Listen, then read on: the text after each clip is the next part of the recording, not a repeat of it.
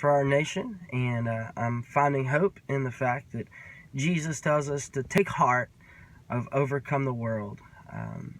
Because he overcame the world and our sin, he now holds the world in his hands, and I can find peace in that, and I hope you do too. But I want to respect your time, so I want to jump straight into Switch. I'm really excited about this week as we do week 2 of Make the Switch, and I've taken some of your feedback, and we are going to get better this week, and so I want to give some direction on what that looks like. So last week we didn't do a very good job. I didn't do a good job in leading this. Didn't give enough time for you to get into your groups as you were going into worship, and I may not have even been extremely clear on expectations. So let me just start over and lay out what that's going to look like, okay?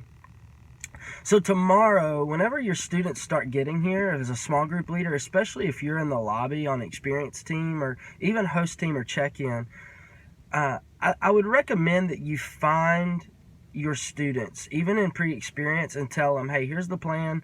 Whenever we meet, here's where I want you to go. We'll meet at the top part by the railing on the right side, whatever you want to do. Or if you want to just go into the auditorium with them, if you have that ability, if you're not tearing down, find your group and go in even pre-experience together. That way we can make the process smoother.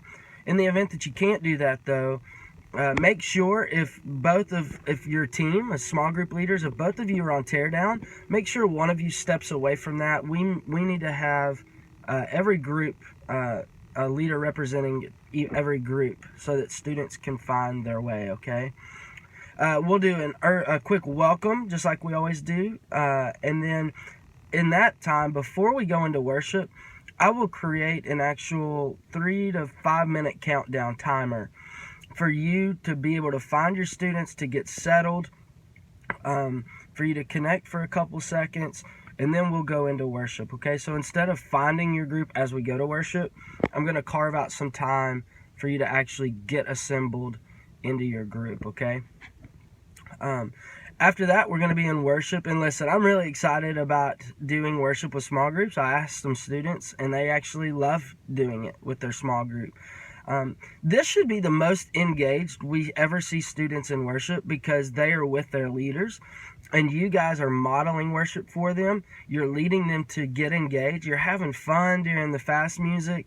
And you are leading them to, if worship's not their thing, tap them on the shoulder and say, hey man, like, cut it out. This is a time that we're going to take serious, and maybe it's not for you, but I want you to respect everyone else. So engage, lead them, but at the same time, if you have to be even crowd control, some of you, that's where your group is, and that's okay. Just lead them in whatever way that needs to be done, okay? That'll help with the entire experience.